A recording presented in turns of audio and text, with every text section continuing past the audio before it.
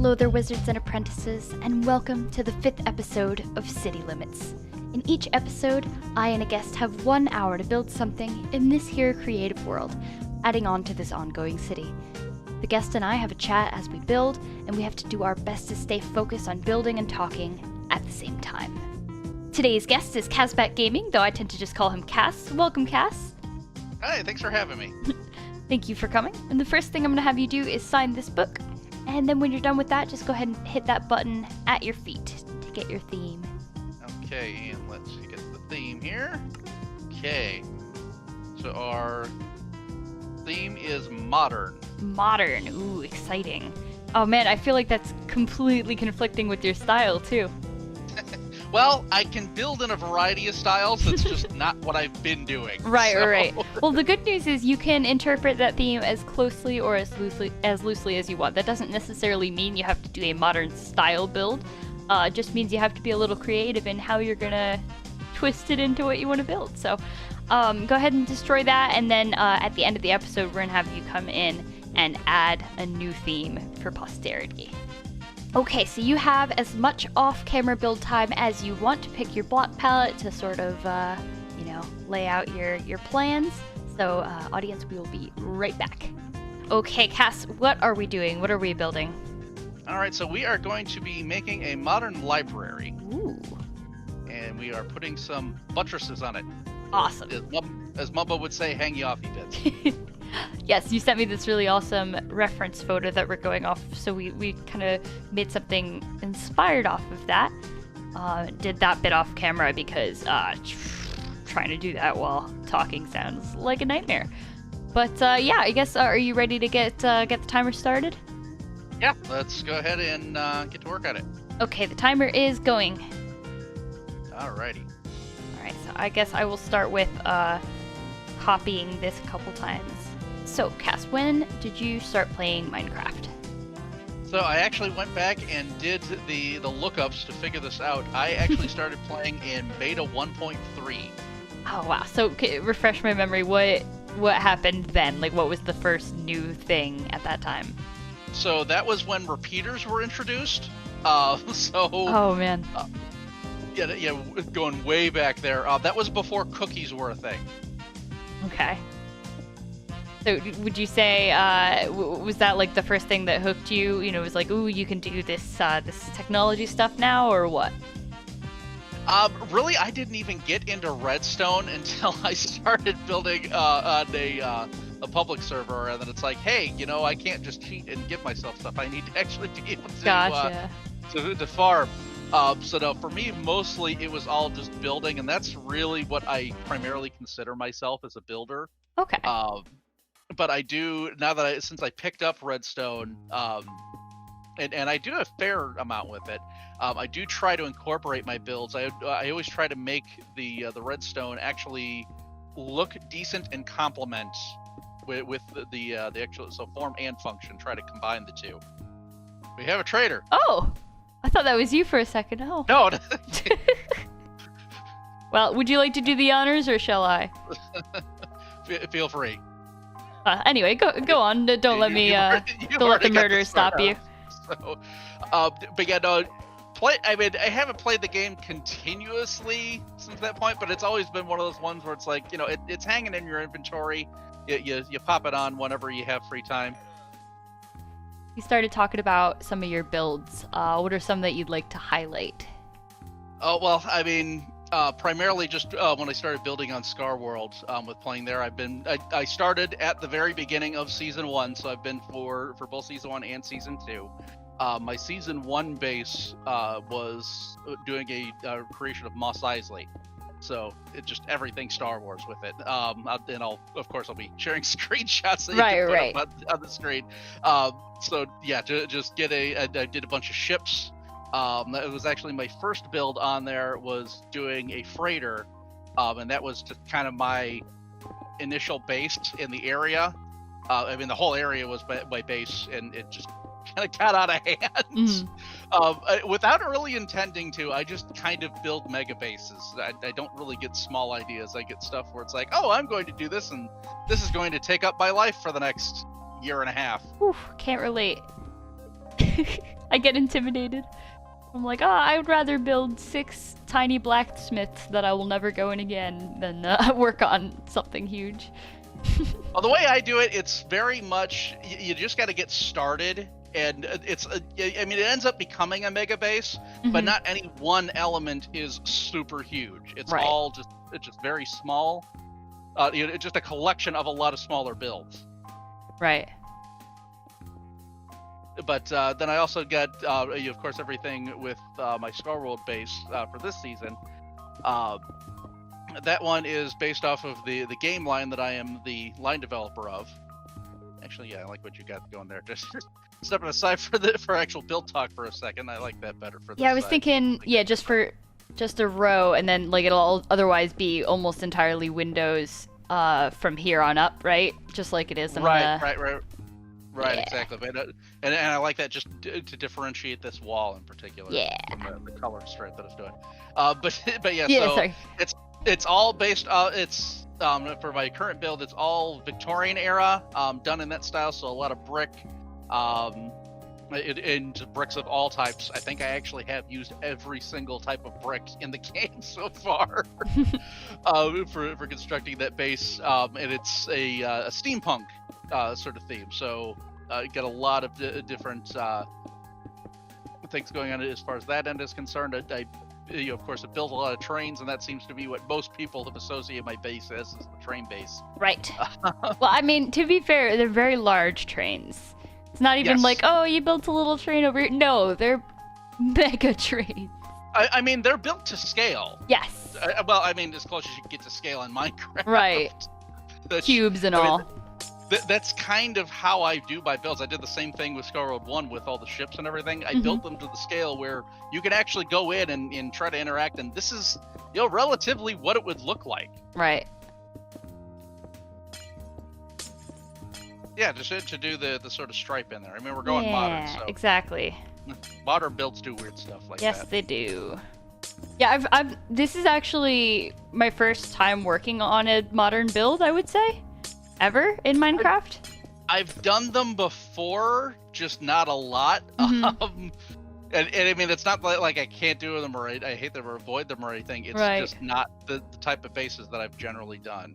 So yeah, I guess tell me more about your base and about the world in the game that you're developing. Oh sure. So the game line is called 1879. It's put up by Facet Games. I work for them. I do all the IT work for them as well.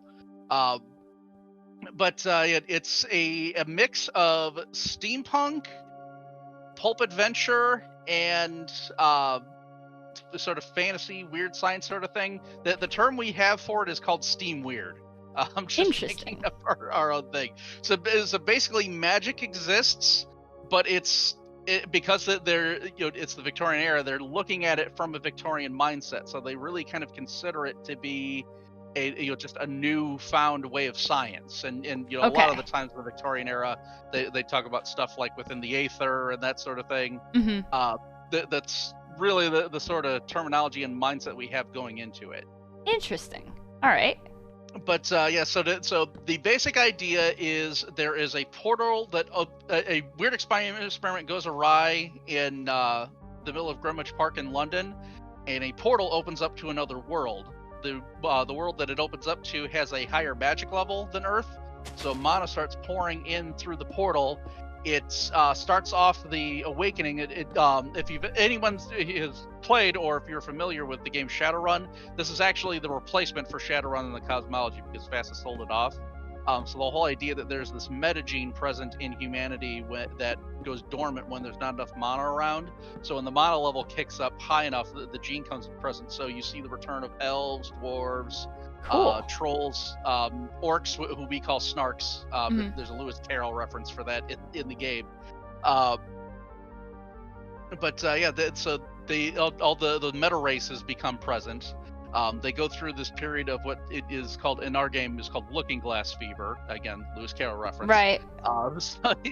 So you kind of get these aches and chills as your body literally starts to change shape, and then you end up becoming this other form. So we see that there's the return of different mages. So they're coming at it a lot from the Victorian era sort of mindset. So you actually have like galvanic mages where they're they said they just think of it as a different form of science, just something that hasn't been discovered yet. You have actual weird scientists who are really just kind of built to be enchanters. They build all their goodies in cast spells, but they really just kind of make it into their items. There's different schools for how it works. So like you get the Newtonians are weird scientists who are focused on like making potions and that sort of thing, and the alchemy sort of aspect. You get the Prometheans who are focused on biology. So they'll make all kinds of strange critters and that sort of thing. So brings a lot of different possibilities, a lot of different elements that you can bring into the game. Almost like Ravnica, Magic the Gathering lore. There is quite a bit of that, quite similar to that, yes. But there is also the main source of conflict in the game. The portal of the world that it opened up to was actually already inhabited. Apparently, these portals are naturally occurring events. And there was one that had opened up during the ancient Babylonian area, and the Babylonians had gone through. They encountered some sort of technology that was left behind, whether it was some sort of alien species or something that was generated. They're not sure. They consider it a gift from their gods, but it allows them to manipulate mana directly, so they can drain the life force from someone and then use that to power their gadgets, their spells, or other beings. And they've developed the technology to actually raise the dead. They basically make like tech zombies and tech skeletons, and they just use them as a resource. So they'll use them for war games, for resolving conflicts, and they use them for just doing work around their cities and that sort of thing, just their general laborers. So, of course, the Victorian era British, being so heavily focused on the Anglican Church at the time, they see them and hated them on sight. As soon as the zombie came back, was bringing them a message, war was inevitable. The Psalms view the British as being extraordinarily wasteful of a resource, and the British view them as desecrating the dead. So that's the main source of conflict. That's the current book we're working on, is developing into more of the stuff on the other side of the portal. The Grove is what the world is called for short. And now you've incorporated that into your base. I know with the you have the portal with the other world coming through, right? The alien stuff. My portal is a Minecraft portal made at the absolute maximum size that it can generate. And the whole idea with the portal is it's going through this sort of smoky vapor, and it's really kind of hostile to people going through the space. And I like the use of the beehives for the floor there, by the way. But in order to protect themselves from the sort of aether and vapors that are going through there, they have to stick a tunnel of iron in it. And then by using the iron, that can keep out the it sort of keep the nastiness at bay. Which, if you know anything about your mythology, creature lore and that sort of thing, what does cold iron repel? Fairies. Fae, and I can say it now because since I took over and we just did the last books, I actually wrote in the rules for fairies. Aha! So they are actually in the books now. And it's interesting how we've made that go through just purely from like a gameplay standpoint. Just looking at the mechanics and that sort of thing. So many people are like, just with how it's written out. They're like, you know what? This is kind of exactly how I figured it would work in my game. And there was so many people just in the forums that they were like, they were writing fairies into their game because you have to. Right. It's the time period. There's magic. Yeah, there's going to be fairies. Yeah. And of course, they are a perfect tool for a game master because it just gives you a way to mess with your players. Oh yeah. Yeah, I am not quite sure how to cap off of this roof here. We're going to need some sort of decorative here. Just putting the little flange overhang on it. Well, I know we can use your rule and throw in fences when you're in doubt. Yeah, fences are good, and then we can do the thing with the what is it? The blast furnace to make the hang on, it's to make like the air conditioner unit type thing, right? Like do you this, and then you do 4 rails on top. Yeah, and then some boom, boom, boom, boom, boom, boom, and then like a, what are they called?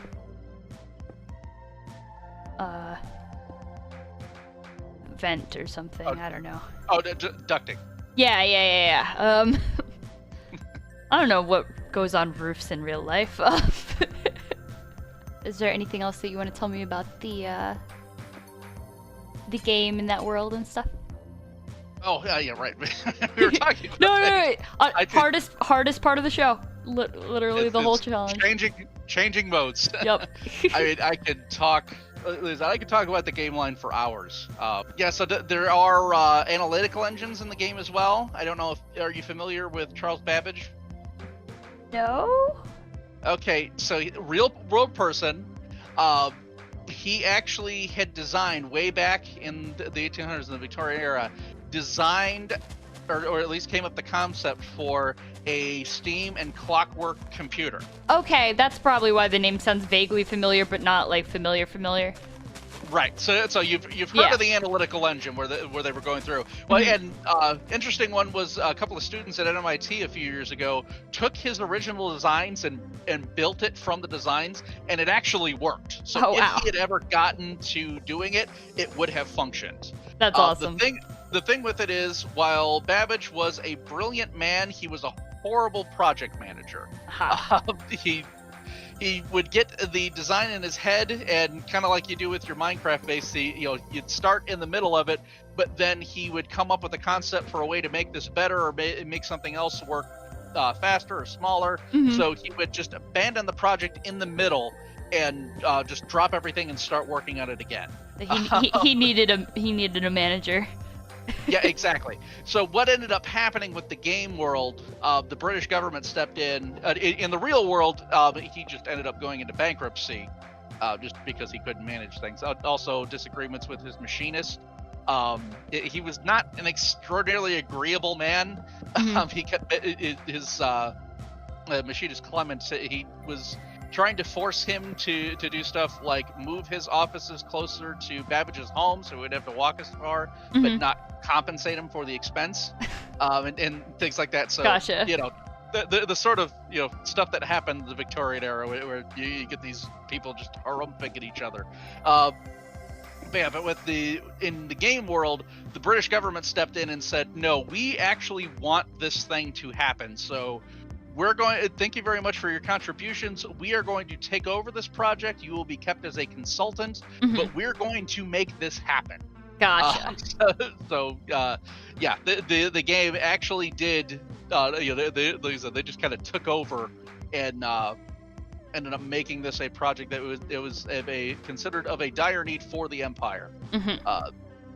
So they took over the project, and the games actually happened. That was where I got started with the game. I didn't start out as the line developer. I was starting as one of the writers, but that was my primary one that I wrote, was the game rules for bringing in all the mechanics for actually doing engine programming and that sort of thing.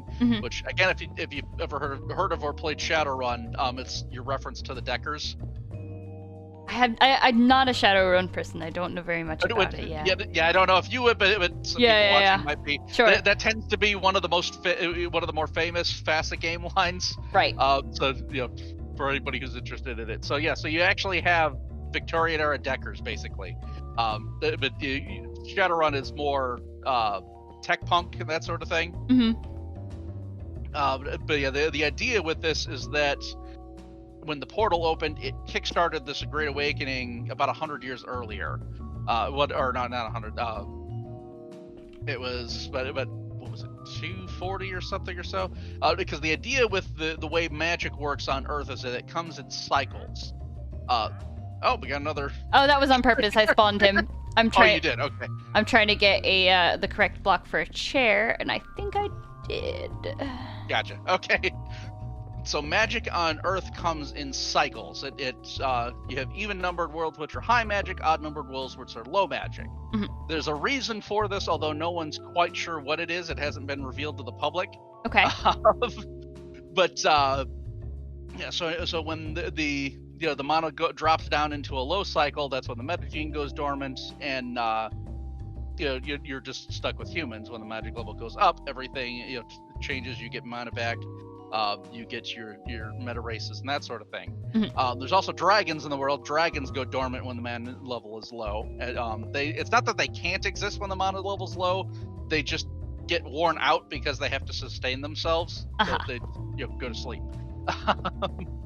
So the idea with Shadowrun is that it follows the Mayan Bakhtin, which is the whole Turning the Worlds 2012, that whole thing from a few years ago. Right. So December in December of 2012, that's when the sixth world in Shadowrun started. With the opening of the portal, it started early because the portal kickstarted it into action. So how'd you get into working in games and in the game industry? So I have been an avid fan of games, and particularly FASA games, for a number of years. The primary one is Earthdawn, which is actually where my online handle, my character name, came from. Was my Earthdawn character. And he was also a wizard. So Wizards Unite. See, I knew there was a reason we got along. Exactly.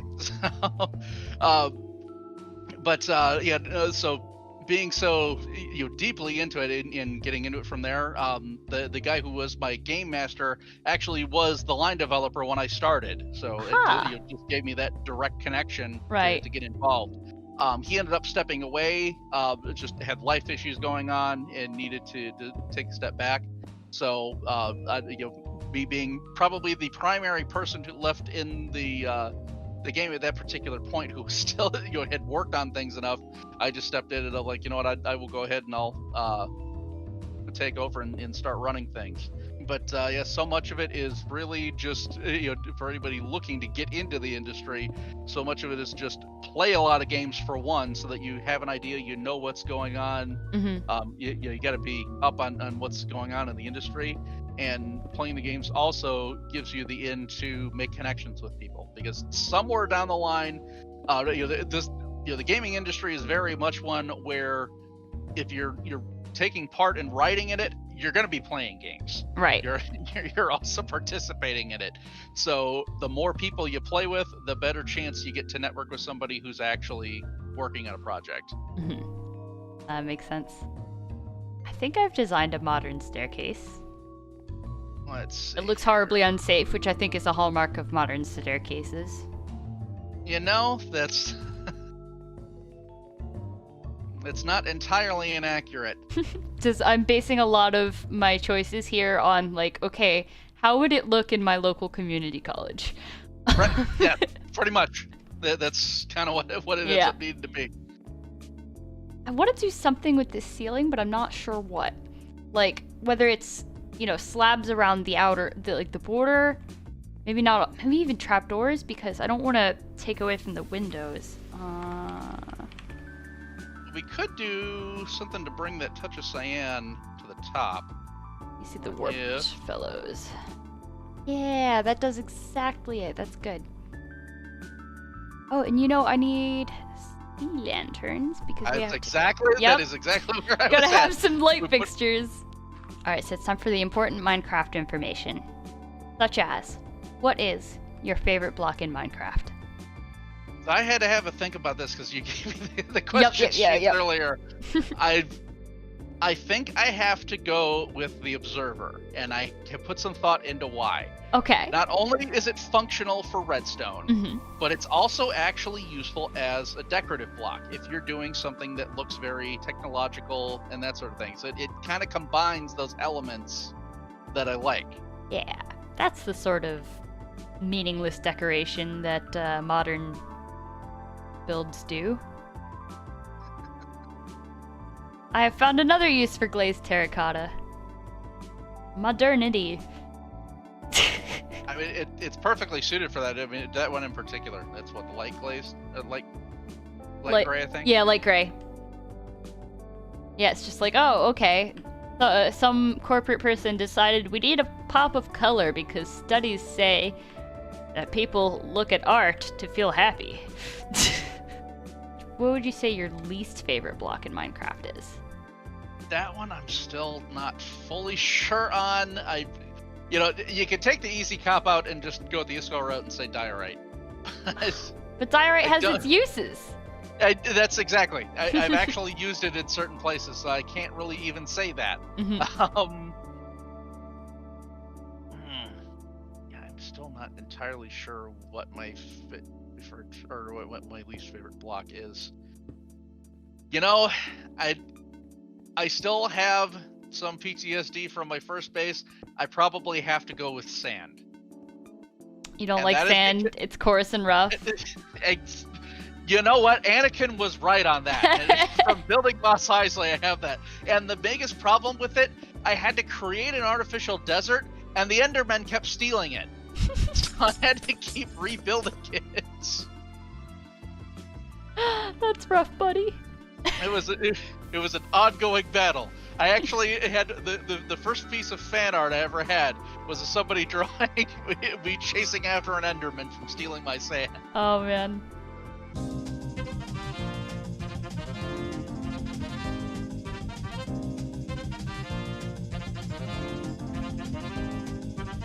If you could add any new block to the game, what would it be?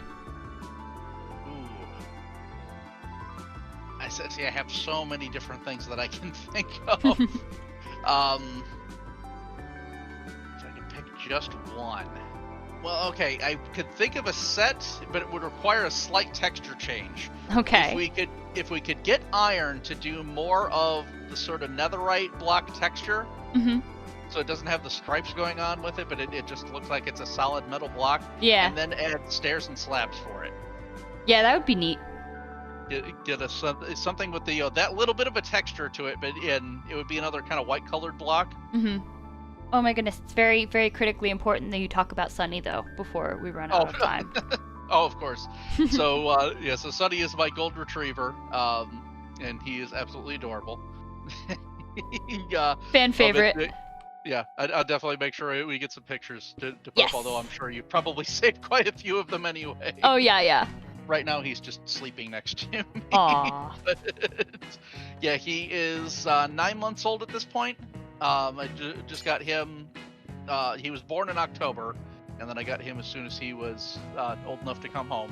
Actually, my cousin is a breeder, so that's where I got him direct from her. So you also do woodworking and chainmail and stuff.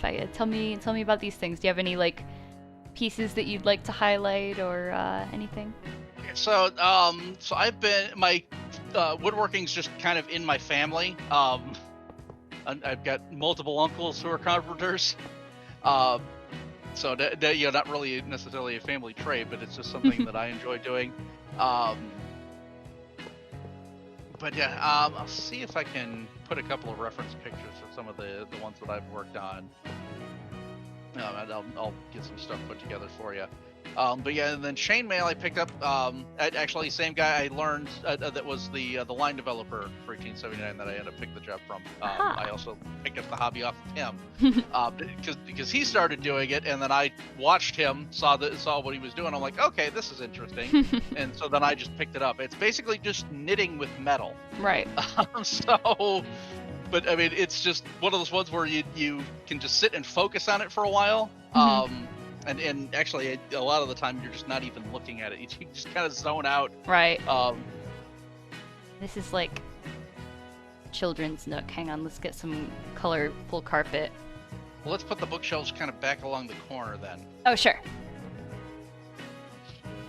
That, I think. Yeah, I was just thinking. Let's over a little bit. There we go. And then we can get like some blocks that look like toys or whatever. Yeah. It's Grian's play space. I said invisible. Thank you. Oh, there's the time. That is our timer. We finish this though.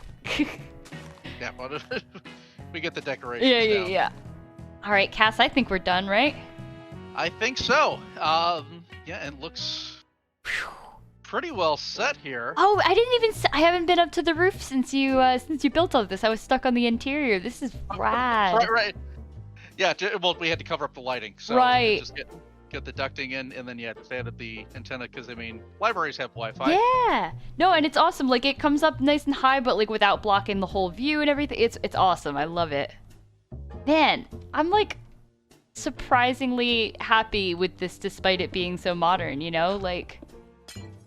Right. It still manages to fit in here. Yeah. No, it really does fit in with the city. Oh, that's awesome. Man. Oh, this is awesome. Oh, he's here. Let's go inside. Where'd you go? Oh, here. yeah, I'm over here. So yeah, coming around to the entrance. Yeah. So yeah, so we've got the reception area up front here. And I think we decided we're gonna do the maps thing. So as Yes. the city builds in, we'll put the maps on the back here. Yeah, that'll be awesome. Cool. So that gives us a reason to come back in. Mhm. And then we've got sort of the downstairs area. We have the children's area, and we decided that this is Grian's children's playpen, so he's got a TNT walk. Yeah, you gotta teach him young. Exactly. And then just the upstairs study area. Big and airy. And we've got the trapdoor pattern for the border, just to sort of break up the ceiling a little bit.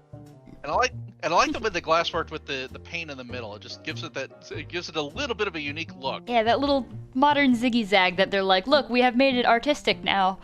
Exactly. Oh man, no, this is awesome. I'm so happy with this. Got those cool wall buttresses. And now I'm wondering, oh well, hang on. Should have some like bushes here, right? Oh yeah, I suppose there are bushes in the original. Put those in. Don't mind me, just you know. Corrales would be proud. Anything I do that makes Corrales proud is good news for me. Just those eyes. I never want to let him down. All right, that's perfect. I love it. All right, Cass, you want to go up and do some closing ceremonies? Alrighty, sounds good. Awesome. Up here we go. Okay, so go ahead and take your time and think of some kind of theme for the next people. Put it in the barrel? Yep, go ahead. Alright. All right, Kasbak, thank you so much for joining me today. I had so much fun building this library with you. I hope you had fun. Absolutely, it was a blast coming on. Thanks for having me. Yes, and where can people find you and your content? So I am KasbakGaming on Twitch, Discord, Twitter, pretty much everywhere. You'll find me as KasbakGaming. And if you are interested in the game line, again, it's called 1879. It's put out by Fasa Games. If you look on FasaGames.com, you'll find the info for it there. Awesome. And of course, I will have all of the links to everything we talked about in the description, as always. But that is basically it. So I will see you guys again next time.